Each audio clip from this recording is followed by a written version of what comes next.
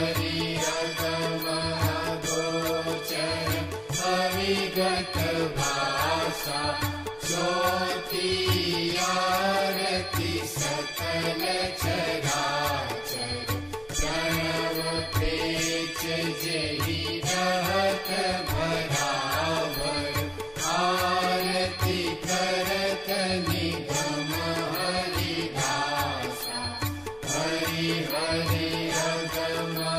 गोचर अविगत भाषा पंचमी आरती परम पुरुष की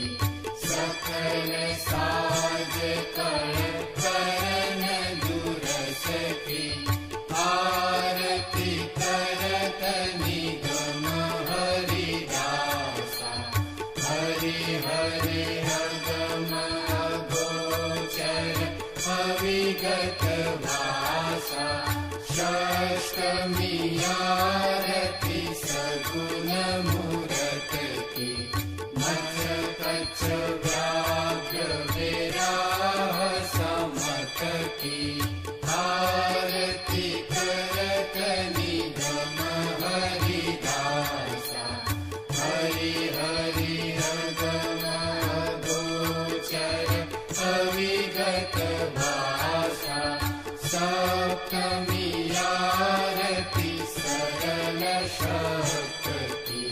व्यापक विचर अचर जगत की आरती करत निगम हरिदासा हरि हरि अगम गोचर अविगत भाषा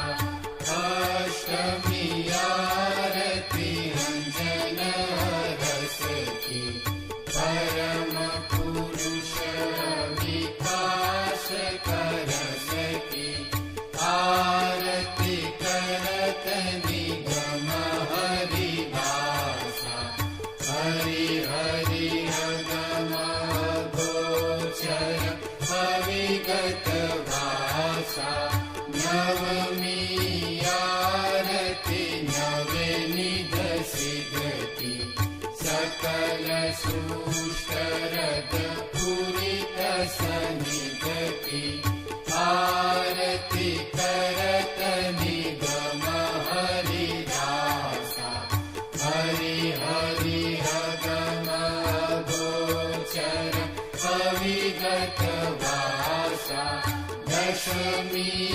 आरती आद्य पुरुष की छेक छेवटपति परम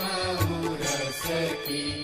आरती करत निगम हरिदासा हरि हरि अगम गोचर अविगत भाषा जाहि परंतु अंत नहीं कोटिक निज कैवल कारण बिनु उतरित आरती करत निगम हरिदासा हरि हरि अगम गोचर